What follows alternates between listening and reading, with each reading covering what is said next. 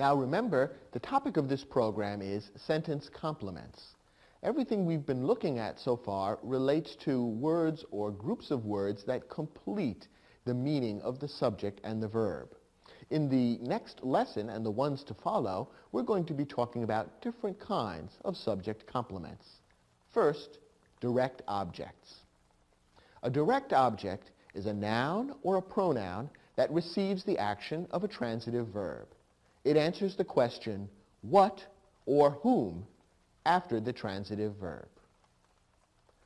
By now you're probably fairly familiar with the idea that a transitive verb passes the action along to some object.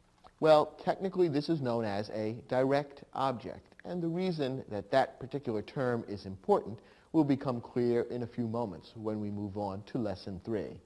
A direct object is always a noun or a pronoun, and it receives the action of the transitive verb.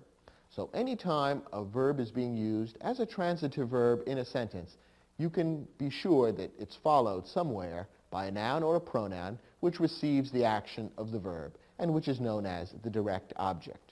Of course, there may be other words nearby that modify or give more information about the direct object. But the one-word noun or pronoun that receives the action, that's what's known as the direct object. Take a look at this example. Elaine washed her car. What's the verb here? Washed. The subject, Elaine. And what did Elaine wash? She washed her car. Where's the noun or pronoun that tells us exactly what Elaine washed? The noun car tells us what Elaine washed. And so that's the direct object of the verb washed. The word her, which is a possessive pronoun, gives us a little more information about the car. It modifies the noun car by telling us which car, whose car it was.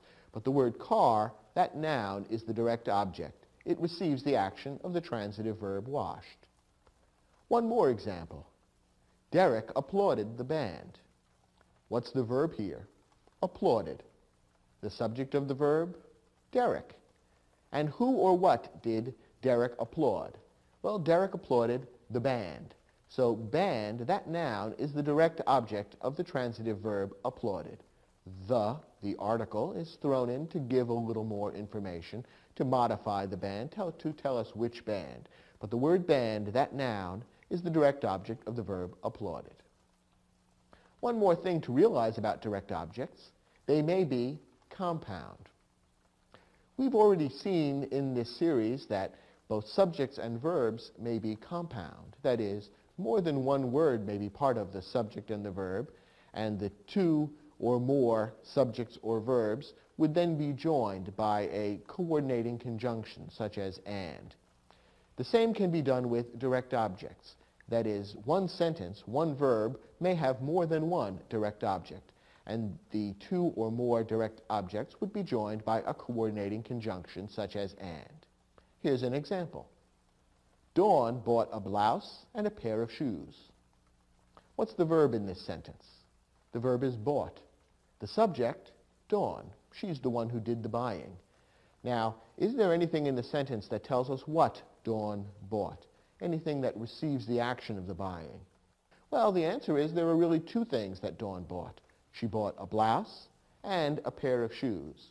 The two main nouns in those phrases would be the direct objects, blouse and pair. The other words that are there give us a little more information. What kind of blouse? A blouse. What kind of pair? A pair, and a pair specifically of shoes. So those other words give us more information about what kind of blouse and what kind of pair. Those two nouns, blouse and pair, are the two words that both go to make up the direct object in this sentence. So this is an example of how a sentence may contain a compound direct object with two or more things, both of which receive the action of the transitive verb, in this case, bought.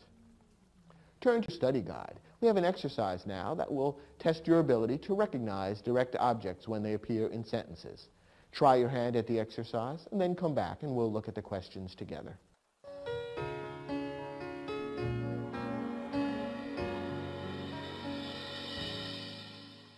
In this exercise, your assignment was to decide whether a direct object appears in the sentence.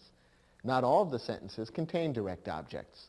In order to decide whether there's a direct object or not, you need to begin by finding the verb and then looking to see whether there's a word that receives the action of the verb. Let's begin. The voters in Lincoln County have selected Anderson for the state legislature 4 times in a row. Let's begin by finding the verb in this sentence. The verb is have selected. Remember that some verbs contain more than one word, in which case we refer to it as a verb phrase. In this sentence, have selected is the verb phrase, which gives the action to the sentence. What is the subject of the verb have selected? That is, who or what is doing the selecting? The answer is the voters. The voters are the one who have selected. Now, is there any word that receives the action of the verb have selected? That is there any word that answers the question what or whom after the verb have selected? Well, the answer is the voters have selected Anderson. Anderson receives the action of the verb have selected, and therefore Anderson is the direct object of the verb in this sentence. The next example. General Sullivan led a fascinating tour of the historic Civil War battlefield in Gettysburg, Pennsylvania. Once again, what's the verb? The verb is led.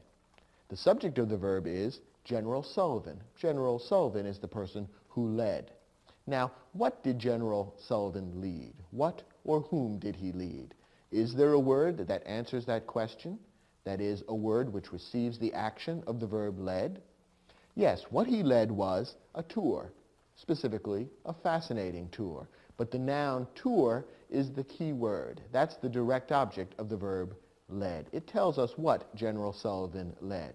The other words there, fascinating, give more information about the tour. They tell us what kind of tour it was. Notice that all the other words that follow the word tour in this sentence again go to give more information about the action. They don't receive the action directly, they just give more information about it. What kind of tour was it? It was a tour of the historic Civil War battlefield. And where was that battlefield? In Gettysburg, Pennsylvania. Those two groups of words are prepositional phrases, and the prepositional phrases give more information about the action. They don't receive the action of the verb directly. One tip when you're looking for the direct object of a verb is that the direct object will never be found in a prepositional phrase. The prepositional phrase may give more information about the object, but the prepositional phrase will never contain the object of the verb. That's how we know that those words of the historic Civil War battlefield in Gettysburg, Pennsylvania, don't contain the direct object. The direct object is the word tour. Next example. Paula exercised in the weight room at the local gymnasium 3 times a week this past summer. What's the verb here? The verb is exercised. What's the subject? Who did the exercising? Paula. Paula exercised, that's the subject and the verb. Now, is there a word that receives the action of the verb exercised? That is there a word that answers the question, Paula exercised what? Or Paula exercised whom?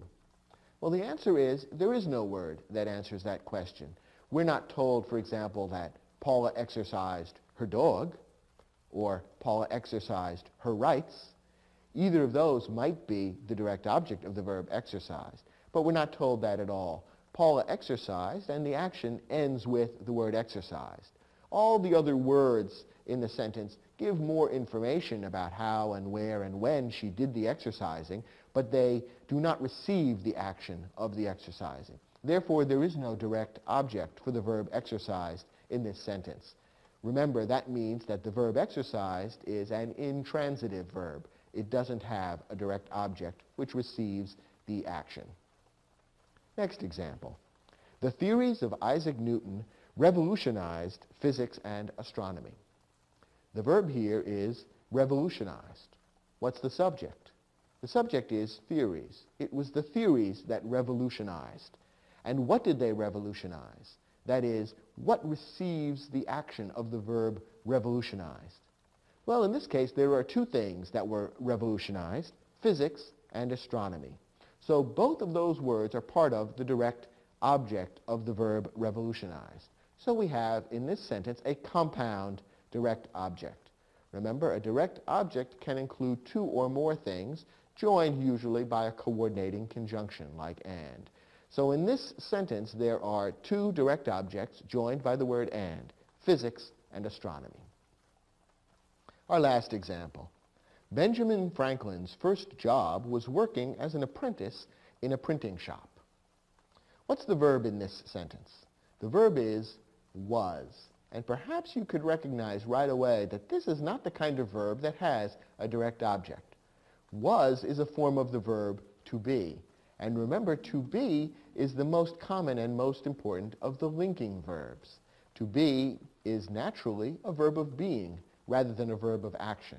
And remember that only verbs of action can be transitive verbs. Only verbs of action can pass their action along to a direct object. So this particular sentence does not have a direct object. It's the second example in this exercise of a sentence that doesn't have a direct object. The verb was has as its subject job, and what follows tells us what the job was. It was working as an apprentice in a printing shop. So was is being used as a linking verb, and what comes before and after the linking verb, those two things are being equated. We are being told that they are one and the same. This is different from having a direct object which receives the action of the verb. So for this sentence, there is no direct object.